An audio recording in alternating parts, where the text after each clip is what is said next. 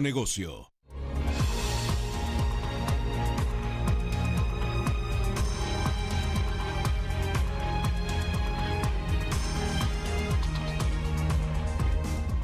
Amables televidentes, continuamos con este interesante tema de los impuestos y las finanzas en familia.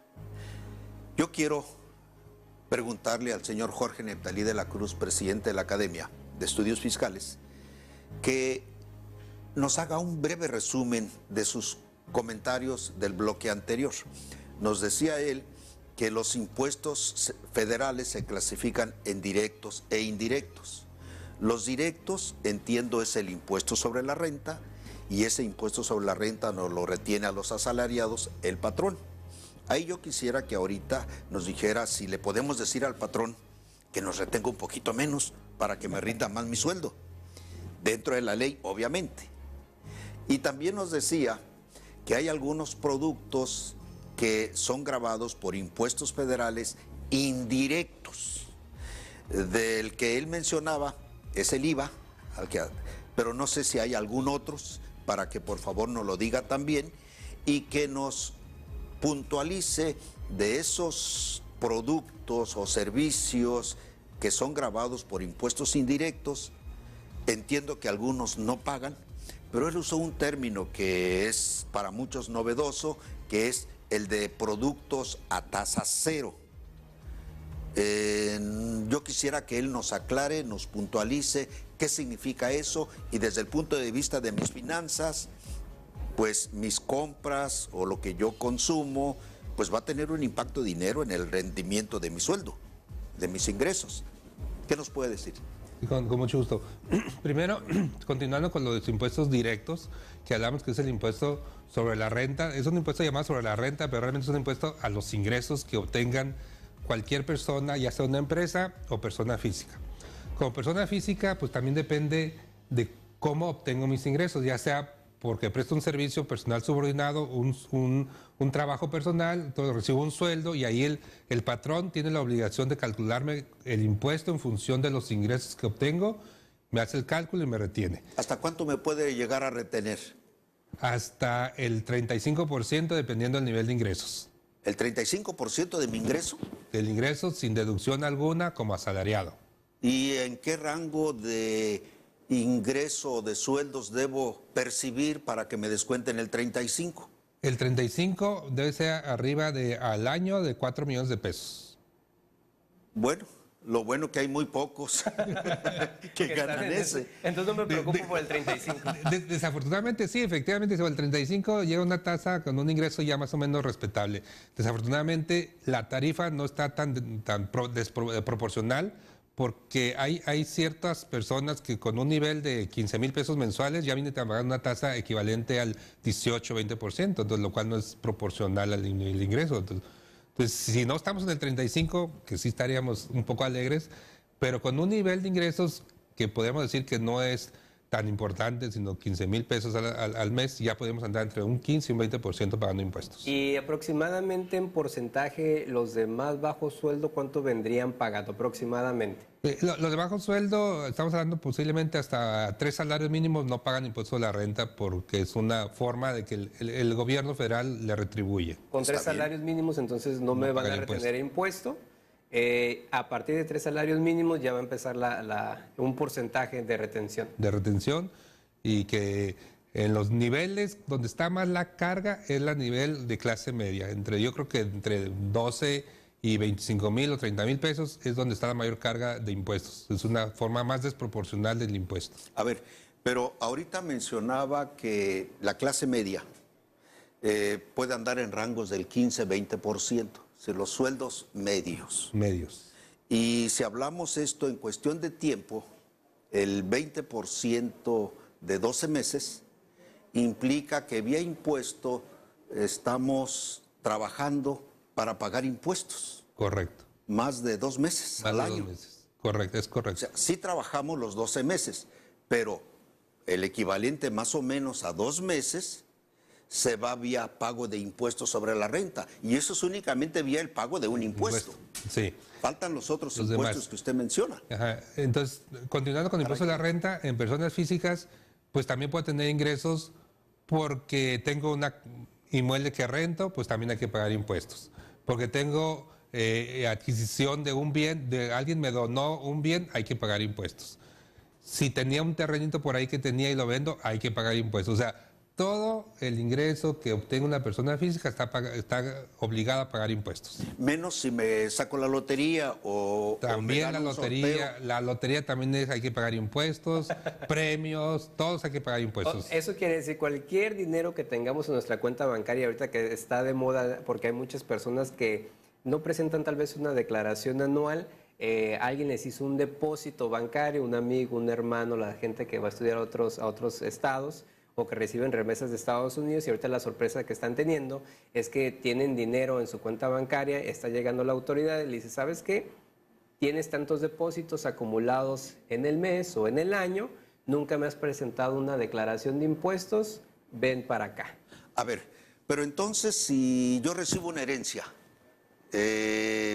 y hay dinero en efectivo o hay bienes, ¿también pago impuestos sobre la renta? No, el ingreso por las herencias, así como cuando vendo una casa habitación en la cual yo habito, ese ingreso que obtenga está exento de pagar impuestos, pero sí tengo que manifestarlo en una declaración donde que obtuve una herencia por tal cantidad, no voy a pagar impuestos, pero sí tengo que manifestar cuál el ingreso lo obtuve, ¿no? Entonces, sí hay dentro de la ley algunos conceptos de ingresos por los cuales no pago impuestos, pero son conceptos muy extraordinarios y muy limitados, no es tan generalizado, son cosas extraordinarias, ¿no? Como las herencias, por ejemplo. No voy a pagar impuestos, pero sí estoy obligado a declararlo. Estoy obligado a presentar una declaración donde manifieste que tuve ingresos y que no pago impuestos porque la ley me dice que ese concepto no paga, pero sí tengo obligación de manifestar la declaración. ¿Qué pasa? La pregunta del millón. ¿Y qué pasa si nunca los he presentado?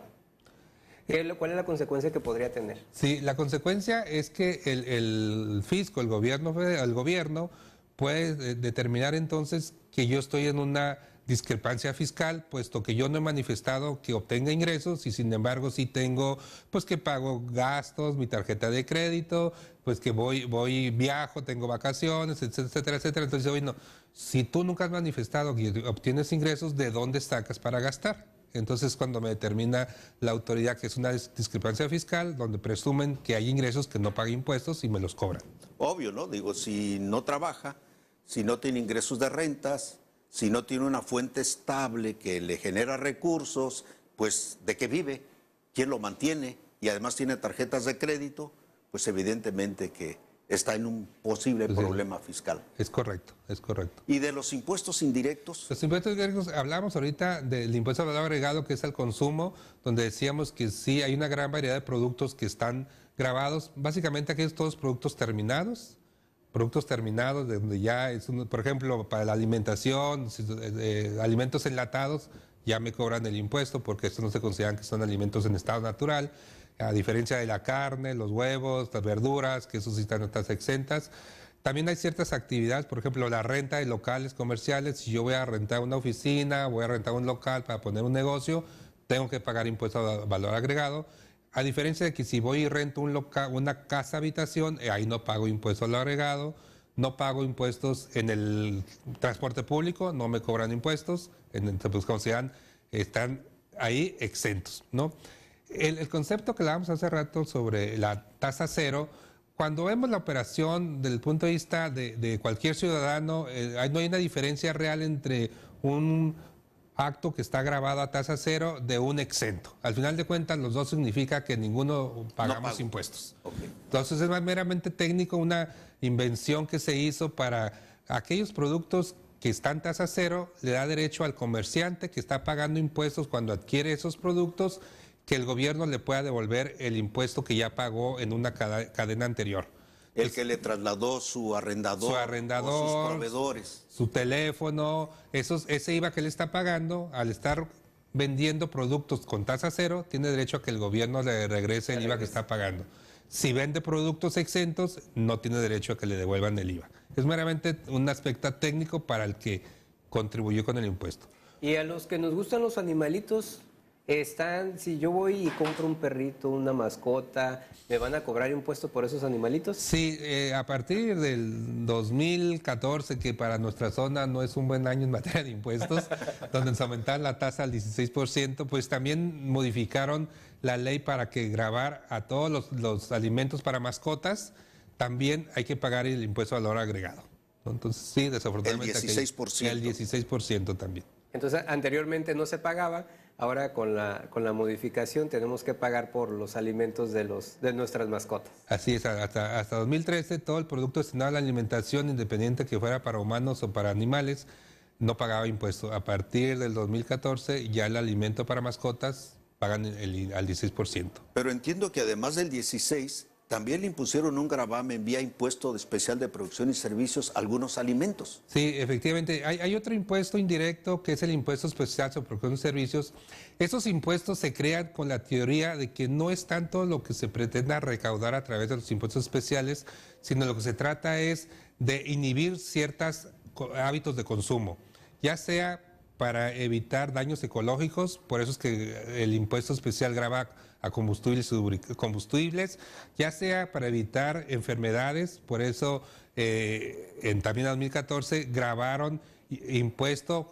pusieron impuestos sobre consumo de alimentos no básicos, los llamados alimentos chatarra, todos aquellos alimentos de consumo popular, hay que pagar el impuesto. No, pero son básicos. A ver, ¿qué ejemplos podemos dar de esos productos que gravaron con el IEPS? Sí, ellos llaman que no son básicos en la alimentación, de una alimentación sana. Por ejemplo, todos los consumos de sabritas, perdón. Botanas. De botanas, todas las botanas. Refrescos. Harinas. Todo eso está grabado con impuestos. O sea, todas las carnes asadas van a estar prácticamente trayendo un incremento en impuestos, todo lo que nos gusta comer. Sí. Estimado correcto. Jorge, en el siguiente bloque nos encantaría que nos sigas platicando sobre todos estos aspectos tributarios, en lo cual nos estamos dando cuenta que la carne asada, la botana del fin de semana, tiene un impuesto nuevo. Amigos televidentes, continúen con nosotros y recuerden enviar sus comentarios a través del correo electrónico pef@peftv.mx. Continuamos, siga con nosotros.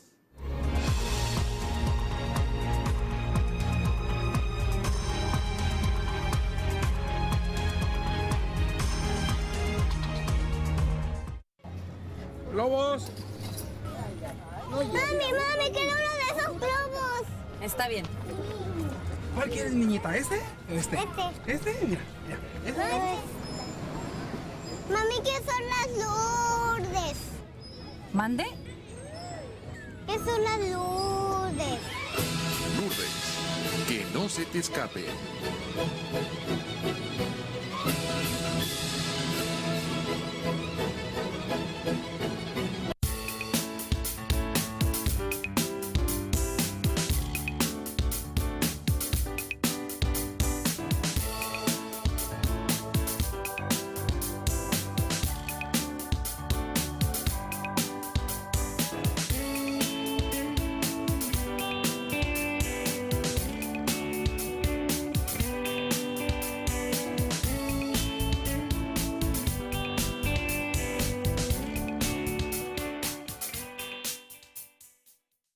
¿Qué tal un 40% de descuento permanente en tus análisis de sangre con BH y química sanguínea 15, incluyendo riesgo cardíaco?